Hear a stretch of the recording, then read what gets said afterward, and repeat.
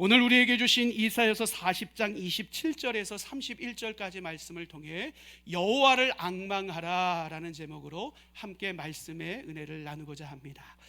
여러분, 오늘 우리가 함께 살펴볼 이사야서는요, 구조상 1장부터 39장까지요 분명한 메시지가 선포되고 있습니다. 그 메시지의 줄을 이루고 있는 것이 무엇인가 하면 이스라엘 백성들이 실수하고 죄짓고 넘어지고 깨지는 내용들로요 1장부터 19장까지 그 내용이 가득 채워져 있습니다. 여러분, 이런 삶을 반복적으로 살아가다 보니까 이스라엘 백성들 가운데 남아있는 것이 무엇이었을까요? 절망, 낙심, 한숨, 이것밖에 남아있지 않았습니다.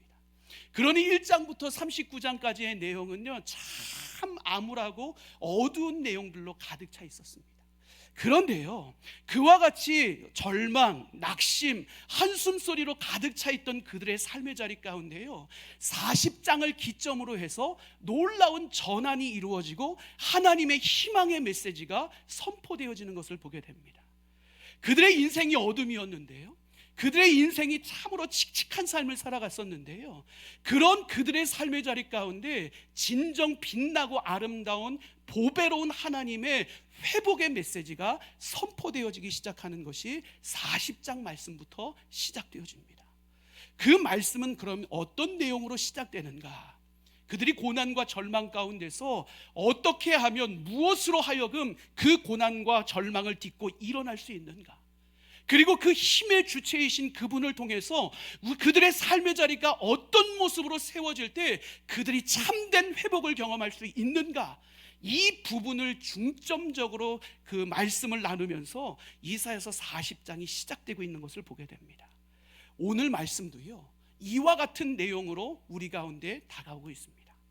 사실 이스라엘 백성들은요 70년 바벨론 포로 생활을 보내면서요 모든 것에 있어서 참 많이 지쳐 있었습니다. 그러니 우리가 앞에서 제가 나눴던 것처럼 그들의 삶의 자리 가운데 남아있는 것이 무엇이었다고요? 절망, 낙심, 한숨밖에 남아있지 않았다고요. 그들의 삶이 이와 같은 삶의 반복을 경험하면서 살아가니까 그들의 입술로 고백되어지는 고백이 어떤 고백일까요? 그 고백의 내용이 오늘 27절의 말씀인 거예요. 우리 27절 말씀 함께 읽어보도록 할까요? 함께 읽겠습니다. 야곱아, 어찌하여 내가 말하며 이스라엘아, 내가 이르기를 내 길은 여호와께 숨겨졌으며 내 성산은 내 하나님에게서 벗어난다 하느냐. 아멘. 여러분, 우리가 이 27절 말씀에서 주목해야 될 구절이 무엇인가 하면 주황색으로 색의 구분을 둔 저 구절을 우리가 주목해 봐야 됩니다. 거기 보면 뭐라고 이야기를 해요? 내 길은 여호와께 숨겨졌으며 내 송사는 다 내 하나님에게서 벗어난다라고 고백하더라는 거예요. 이 고백이 누구의 고백이라고요? 이스라엘 백성들의 고백이라고요. 이 고백이 의미하는 것이 무엇입니까? 쉽게 요약해서 정리하면 우리의 삶의 자리 가운데 일어나고 있는 모든 상황들에 대해서 하나님은 무관심하시고, 하나님은 우리의 삶을 외면하시고, 하나님은 우리의 삶에 침묵하시는 분이다 라는 원망과 불평 섞인 고백을 쏟아놓고 있는 것이 이스라엘 백성들의 고백이었다는 거예요. 여러분, 이것이 하나님을 향한 이스라엘 백성들의 솔직한 마음이었습니다. 그런데요, 이와 같은 그들의 마음이 조금은 이해되기는 합니다. 왜 이해가 될까요? 그들의 삶의 자리 가운데 품고 있었던 것이 무엇이었어요?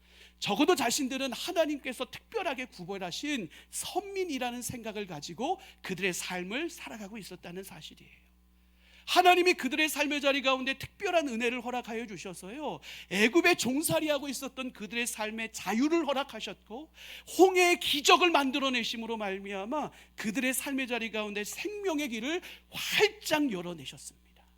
그것이 전부가 아니었습니다.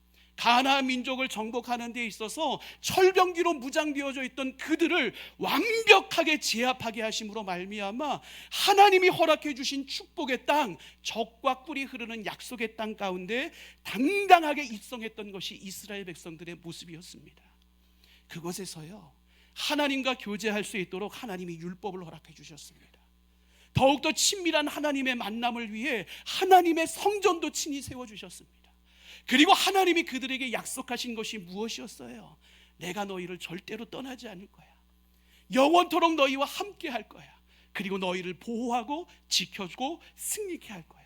이것이 하나님의 약속이었습니다. 그런데 정작 그들의 삶의 자리 가운데 펼쳐진 환경이 무엇이었어요? 바벨론의 3차 공격을 통해 그들은 철저히 무너지기 시작합니다. 무너진 이스라엘 백성들 포로로 다 끌려갑니다. 하나님과 만남의 자리였던 그 성전이 속절없이 무너지고, 든든하고 견고하게 자신들을 지켜줄 것만 같았던 성벽마저도 속절없이 무너져 버리고 말았습니다. 자신들이 사랑했던 그 땅이에요.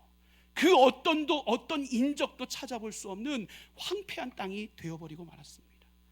이것이 그들의 삶의 자리 가운데 마주대한 현실적인 문제들이었습니다. 그런데 그럼에도 불구하고요, 이스라엘 백성들의 바벨론 포로 초기의 생활의 모습을 보면 적어도 기대함을 가지고 살았습니다. 어떤 기대함이 있었을까요? 하나님이라면 빠른 시일 날에 우리를 고국으로 돌아가고 가게 하실 거야 라는 이런 기대함을 가지고요, 버티고 인내하며 살아가기 시작했습니다. 그런데요, 그 시간이 10년이 지나요. 30년이 지납니다. 50년이 지나기 시작했어요.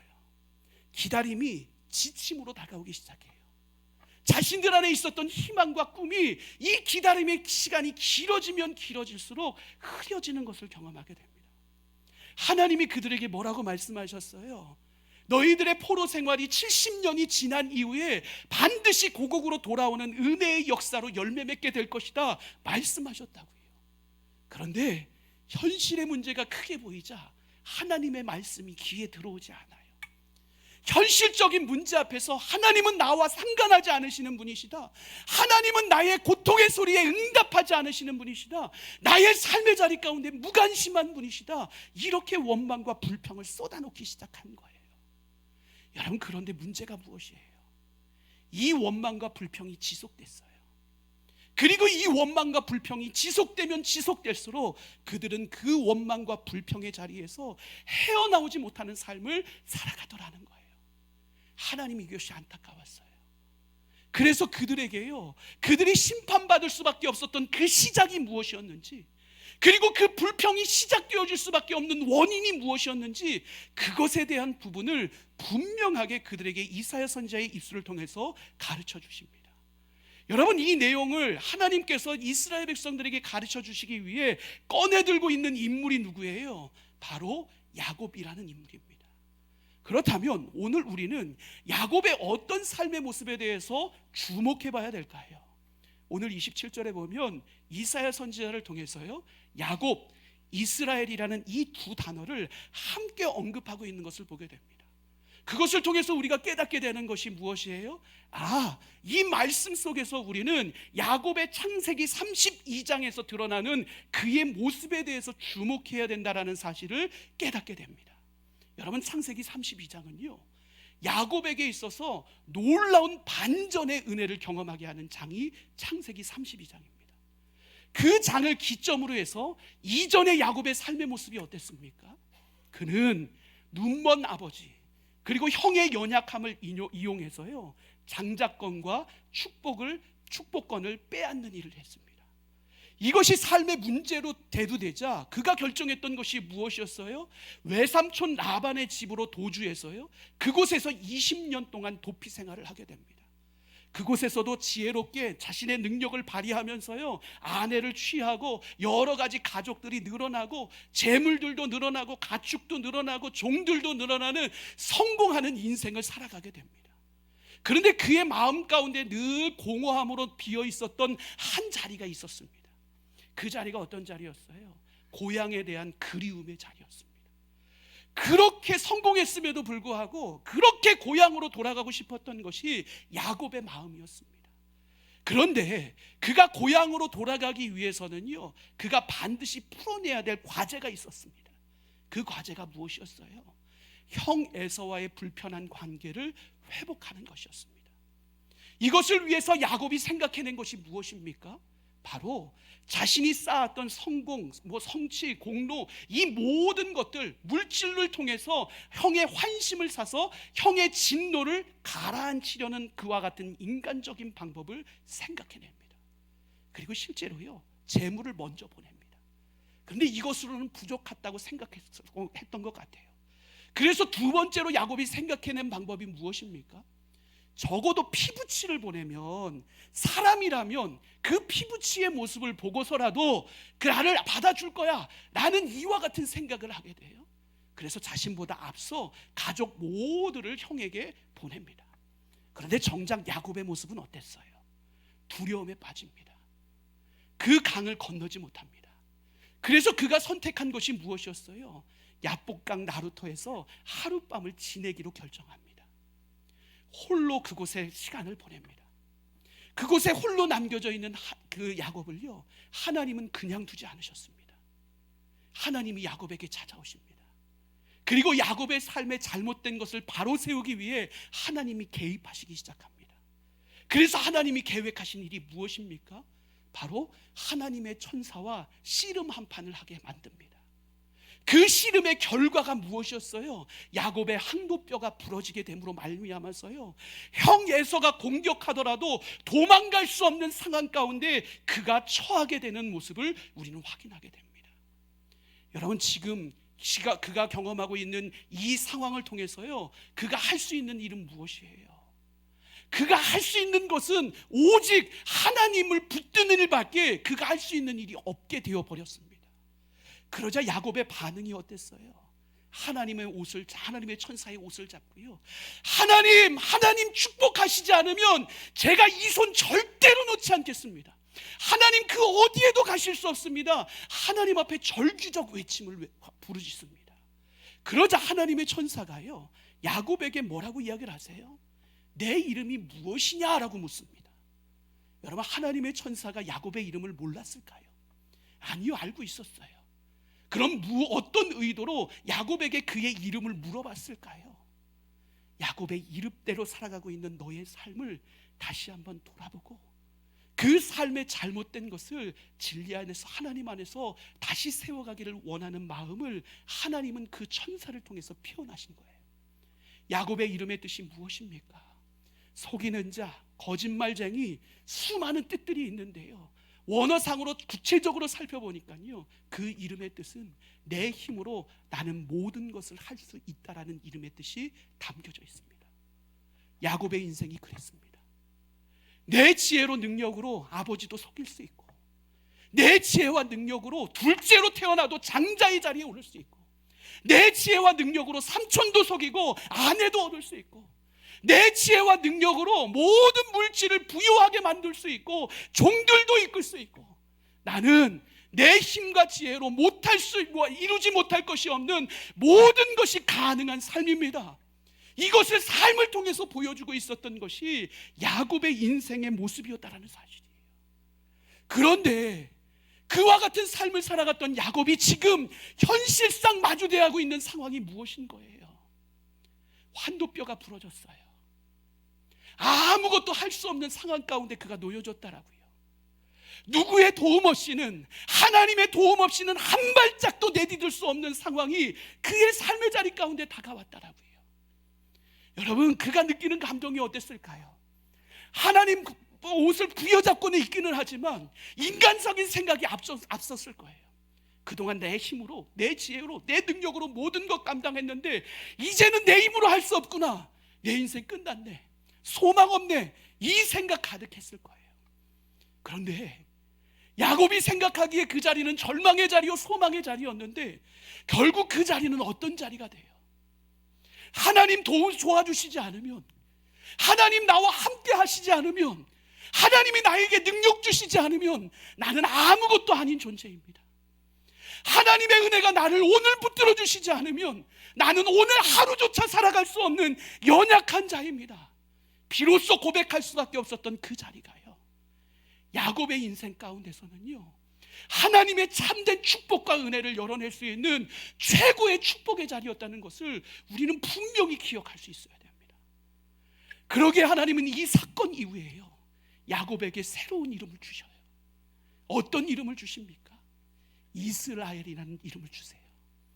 이스라엘의 이름의 뜻이 무엇이었어요? 내가 이겼다라는 의미예요. 이 이름이 우리에게 주는 의미가 무엇이에요? 하나님께 항복한 야곱이 비로소 자신의 인생의 참된 승리의 비결이 무엇인지를 깨닫게 되었다라는 의미를 우리에게 전해주고 있는 거예요. 포기할 때 오는 승리, 나의 것을 내려놓고 하나님의 능력에 붙들렸을 때 하나님의 능력으로 온전한 승리를 경험할 수 있는 그 비결, 오늘 야곱이 그 비결을 온전히 깨달았기에 그의 이름을 이스라엘이라는 이름으로 바꿔 놓으셨다라는 거예요. 여러분, 이것이 바로 야곱이 자신의 삶의 자리 가운데 경험한 분이엘의 축복이었어요. 그렇다면 여러분, 하나님께서 이 야곱의 이야기를 다시 떠올리게 하시므로 이스라엘 백성들에게 전하고 싶은 내용이 무엇일까요? 너희들 안에 왜 절망과 그리고 낙심과 한숨밖에 남지 않았느냐? 왜 너희들의 삶의 자리 가운데 끊임없이 걱정과 근심과 염려 속에서 방황하는 삶을 살아갈 수밖에 없는가? 그 이유를 알게 하시길 원하셨던 거예요. 그 이유가 무엇이에요? 이스라엘 백성들 안에 여전히 남아있는 환도뼈가 부러지기 이전의 야곱의 모습, 그것이 그들의 삶을 절망하게 했고, 그것이 그들의 삶을 낙심하게 했고, 그것이 그들의 삶에 걱정과 염려와 근심을 가득하게 했다라는 사실을 하나님은 그들에게 알려주길 원하셨던 거예요.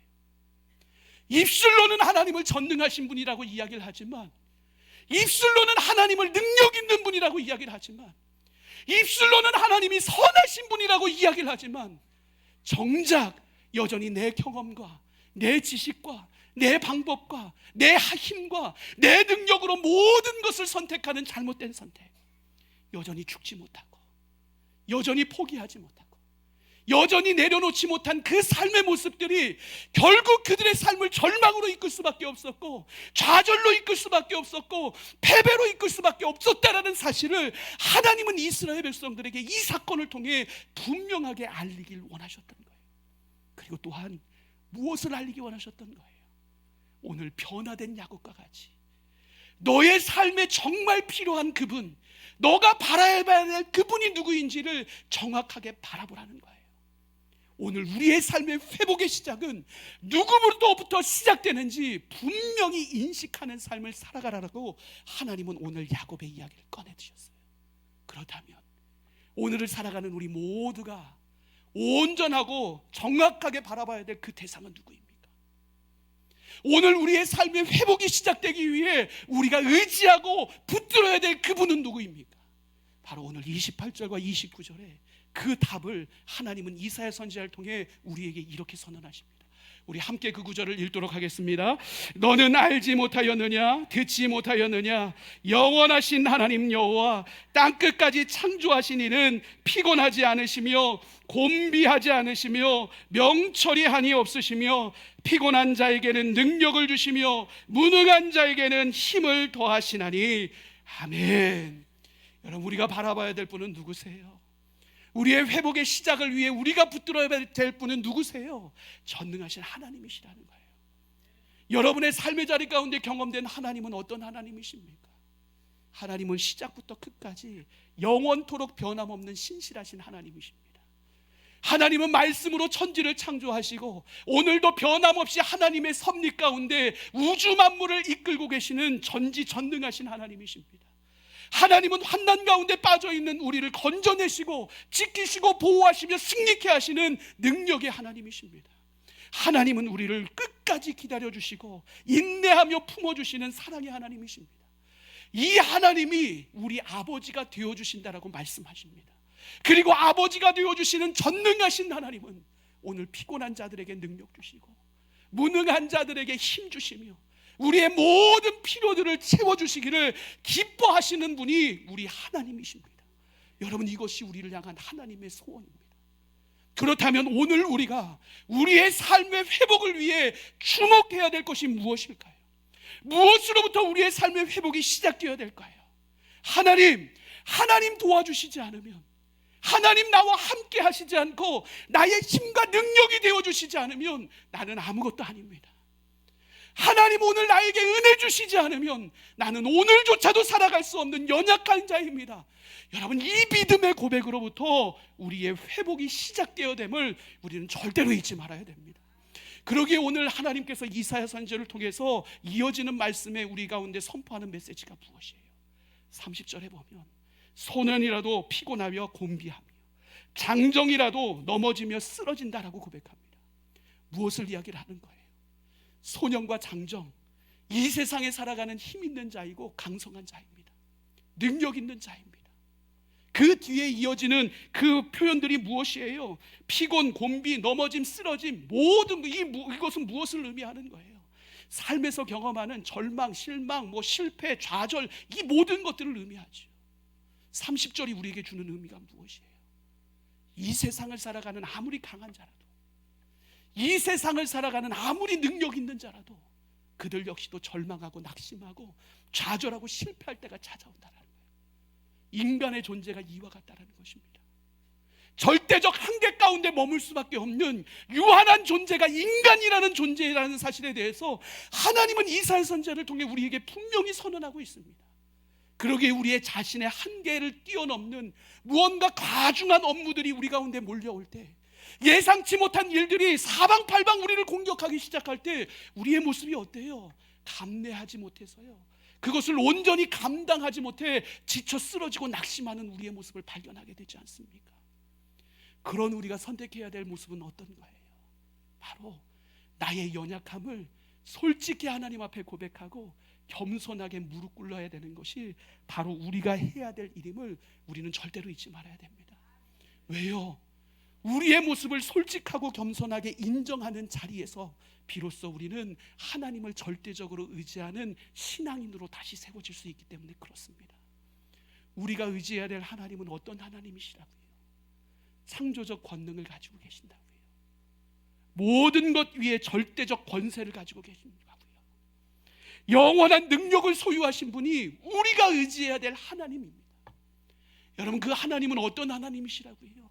우리의 필요들, 가장 좋은 것을 넉넉하게 준비하시고 채워주시는 분이 우리가 의지해야 될 하나님이시라고요. 우리가 의지해야 될 하나님은 어떤 하나님이시라고요? 피곤하지도 않고 곤비하지도 않으시고 명철이 한이 없으셔서 오늘도 온 세계 우주 만물을 영원한 통치자로 다스리시는 능력 있는 하나님이시라고요. 여러분, 이 능력 있는 하나님의 권세, 능력을 우리의 것으로 소유하고, 그리고 어떤 어려움과 환난 속에서도 독수리가 날개쳐 올라감 같은 샘을 얻는 승리할 수 있는 비결은 도대체 무엇으로부터 주어진다라고 오늘 이사야 선지자는 우리에게 이야기를 합니까?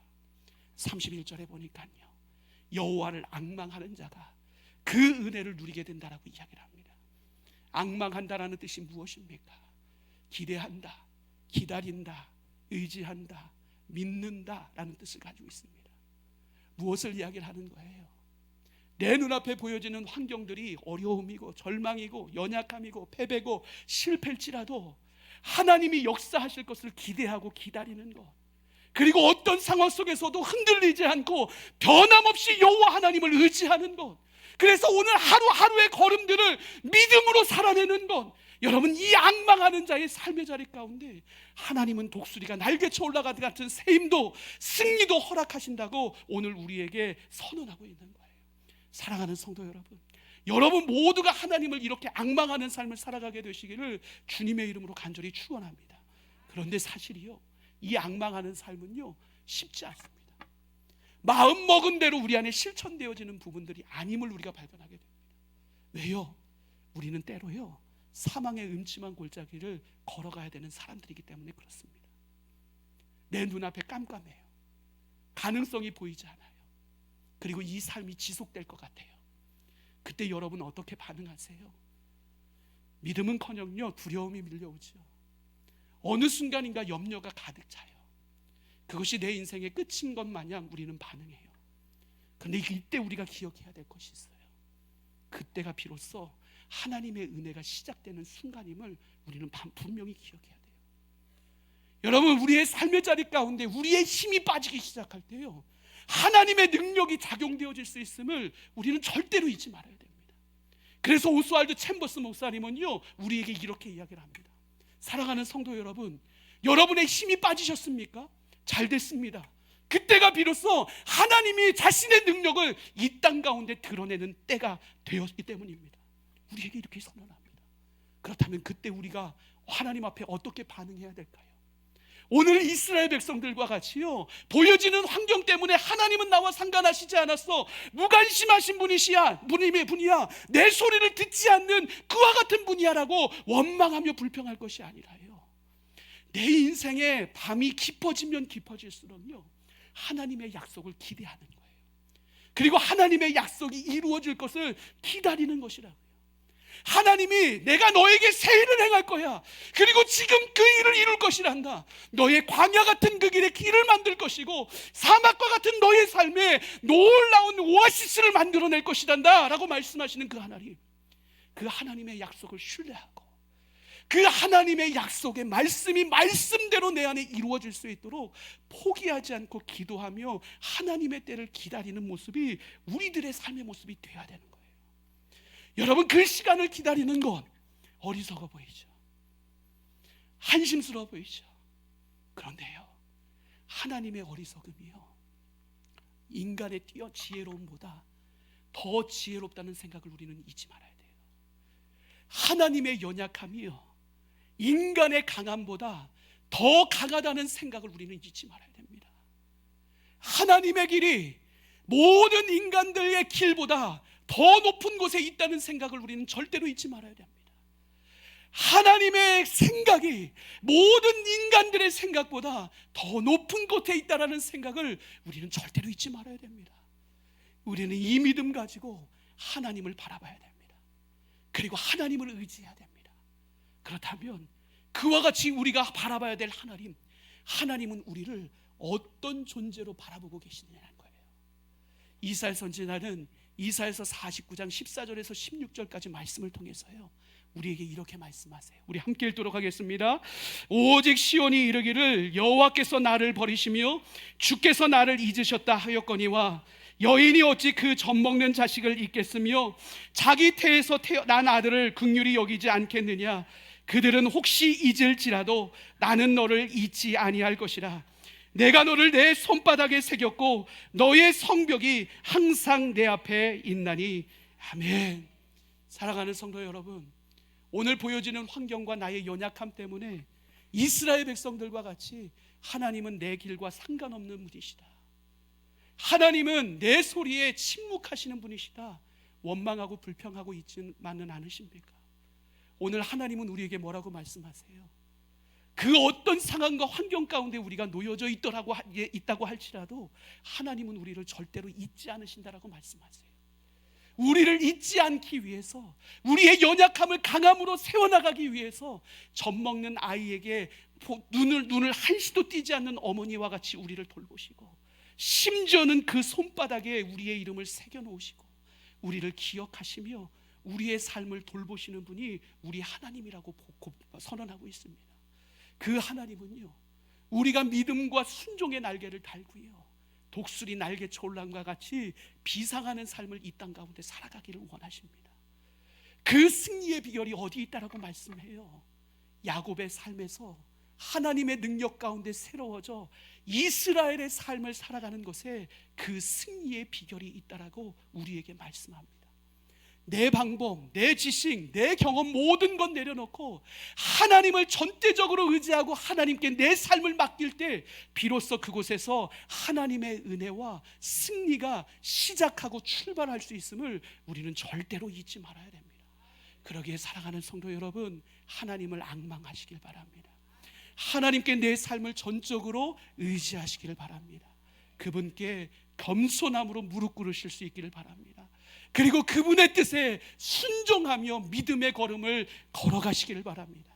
그럴 때 하나님이 주시는 승리가 우리 모두에게 경험되어짐으로 말미암아 우리가 있는 모든 곳에 하나님 나라를 거룩하고 아름답게 세워나갈 수 있는 복된 하나님의 백성들 될 수 있기를 주님의 이름으로 간절히 축원합니다.